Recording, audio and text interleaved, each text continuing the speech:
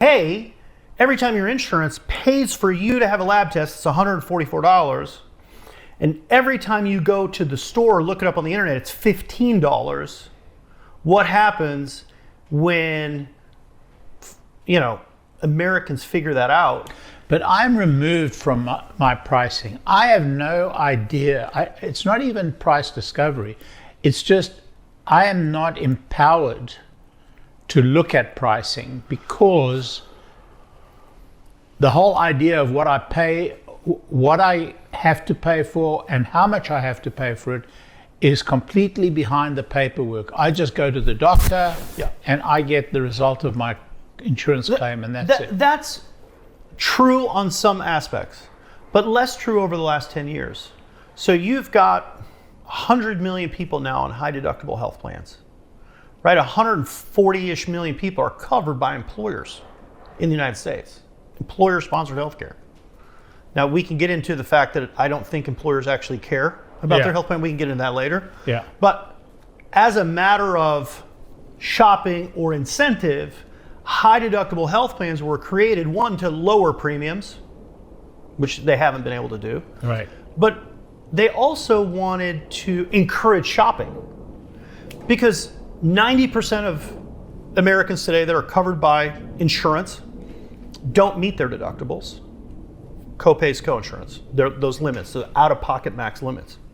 And so when you look at that, you say, well, there's every incentive for Larry Goldberg to shop, but he doesn't have the right tools in order to do so. Yeah. And I think the tools are missing. So back to our Bezos example, if Jeff Bezos all of a sudden said, I am going to put MRIs and CTs on my site, and I'm going to put lab tests on my site. Right. And by the way, this wouldn't be hard to do. There's already people doing this. Right. It's not hard. I was one of them. If he said, let's just say everything under $6,000, right, which is 80% of that 18 billion. Right. That's a huge amount of money. That's $14 billion. That could be on Amazon tomorrow. It's not hard. And when I say tomorrow, I really mean tomorrow. All of that data, all of those CPT codes, all of that information already lives in the marketplace. And those companies that do that have those cash prices ready and available because they sell them to employers, all of that could be in Amazon tomorrow. And if you had that, Jeff knows this, I'm not telling anybody at Amazon that anything they don't know. That would have helped the problem tremendously. So why don't they do it? Well, I don't know. Are you friends with them? Can we find out? Well, this is shocking to me. Are you really seriously saying that, I don't know, Walmart, Amazon, I don't care. I'm not a... By the way, I don't think Walmart's there. I don't think they've ever thought about it or tried to do it. We've had some conversations with Walmart when, who's the guy from Jet.com? He ran Diapers.com. Oh, yeah. He went to run Walmart e-commerce. Yes. We spoke with him early on, and he didn't have any interest in it. But my conclusion walking out of that meeting in Bentonville at the time wasn't that he didn't like the idea. It's that they were really trying to build up. They had just sold. He had just come on, and they were really trying to move towards that market. Well, yeah, let's not personalize it. Let's just say that if this were possible, this should have already been done. Must have already been done. Yes. Yeah, you're correct. So here's what I think it is. Yeah. Here's what I think it is. And I wasn't trying to in any way personalize or make judgments. Yeah. I tend to just point at things and say, why aren't they done? If you look at healthcare as a whole, everything lags by about 17 years. Wow. So if we look at kind of the diffusion of innovation, right, the beautiful chart, and we see, the innovators are the top 2%, well, healthcare is really where the laggards are. Yeah. They're really far, far behind. So in the last 2 years, we've seen e-commerce take off much more prominently than we ever have before. In the last 5, we saw direct contracts take off like never before. 10 years ago, when I was really in the heat of the direct contracting business, You had consultants for health plans that had never heard of this, and you have doctors that go, why would I sign up for this? I don't know what this is. Will I get in trouble with Blue Cross or United or Cigna? And so I think the answer really is innovation and where we're at. And I think with the shooting of the CEO from United, I think with all of the coverage that health insurance is getting, I mean, we're having conversations that we've never had. I've dreamed of having these conversations.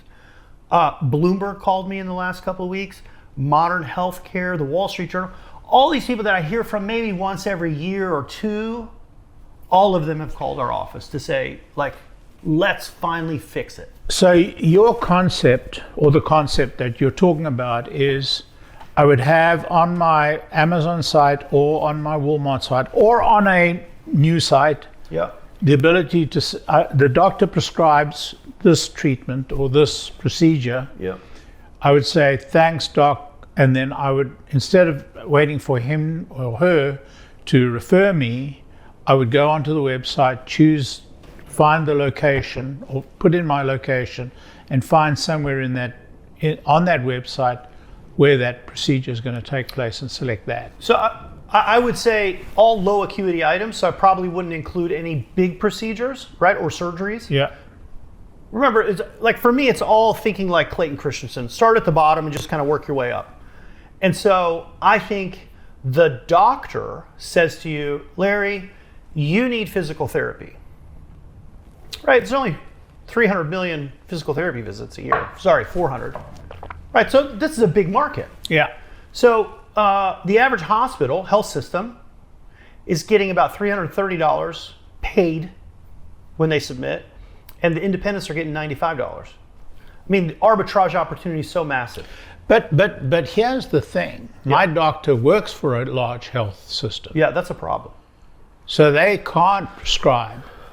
They can't send me to ye local competitive, Well, you see, now you've just hit on something that you probably didn't know you hit on. So there's a rule called anti-kickback and start. I have anyway, yeah. Yeah. And it basically says you can't pay someone or give them a remuneration for referring. But health systems have an exemption to the rule. So if I belong to a large health system, we're here in North Carolina, I'm going to pick on Atrium for a minute. I'm a primary care at Atrium and I refer a case to you in orthopedics. I don't directly get paid for that, but it is a part of, referrals are a part of my overall compensation. Yeah.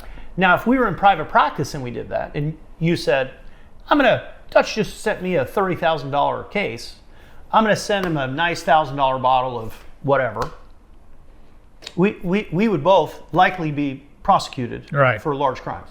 So in that example, that's a little tough, but here's where I liked your example. And the states of Tennessee and Texas are getting the marketplace ready for this. And I'm going to show you how. And I love Texas and Tennessee, work with both houses. They're really fantastic. They're very innovative for people not thinking they're very innovative states. They've said any and all cash payments you make count towards your deductible. So here in North Carolina, where I live in Arizona, that's not the case. If I go to a cash pay treatment and I pay $95 for a PT visit, my company doesn't have to count that towards my deductible. But in the states of Texas and Tennessee, they do. And so take your example about your doctor says to you, you need 8 PT visits, Larry. Well, now you go to Amazon and you say, oh, well, there's 4 in my local area. I really like this one. For whatever particular reason, you might like that one. Maybe they have good outcomes because most of them will show their outcome data. You say, I want that one, and that one is $100 a visit. Well, now you've paid for 4, and that counts towards your deductible in Tennessee and Texas. Here, it unfortunately doesn't. Remember, all insurance is state-run, so it's a little tough. But I think that's a really nice solution to have things count towards your deductible, because today people are not incentivized to shop because they have high deductibles, but there's no place for them to go and do it. You know, in a way, this conversation is more enlightening than even the explanations you're giving me before, for this reason. Because we've gone through several scenarios and we've kind of skirted around the issue, if you like, because what we're saying is that there are so many different scenarios and so many different rules and so many different ways of going about this, or there could be so many different ways, but the average consumer, Yeah. whether or not we work for a firm or we're on, as I am, you know, I'm retired and so I'm on, you know, some form of Medicare. It just seems to be far too complex and far too localized. So my doctor is part of the Duke health system, or actually they've just switched from one health Duke to some other provider. And by the way, there's complexity right there, because now I've got to move my medical records from this guy to this guy, and neither side is giving you the whole story of how to do it, and it's a mess. That's a mess. It's truly a mess. And it doesn't even need to be. Yeah, but it is. But it is, yeah. That's the point. Yeah. That's the point. So you're telling me these things as an expert, and I'm thinking to myself, how in the world do I navigate this incredibly complex environment, and why does it need to be so complex? Well, it doesn't need to be, but it is because of regulatory capture. Remember we talked about our good friend Bill Gurley.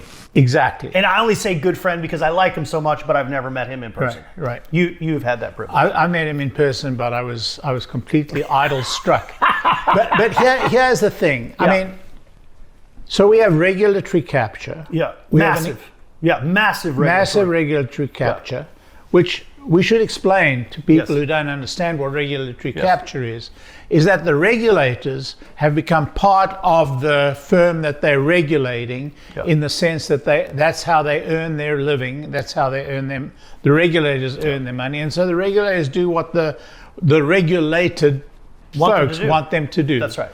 And so we're at the stage now where the guy in the middle, i.e. the consumer, we're caught we're caught by this web of impossibly complex situation where both the regulator and the regulated are playing this game with each other, and we're paying the piper. Oh, for sure. Yeah. So the solution that you've given me, or that I'm understanding you giving me, is throw this open for the vast bulk of the major work that's done, 80%, I think you said, 14 out of 18 billion processes. Throw this open to the open market and let people shop for the open market. But what I see in that solution is it's going to be incredibly difficult to force your provider, whether it's the local doctor or the local hospital, to allow you to do that.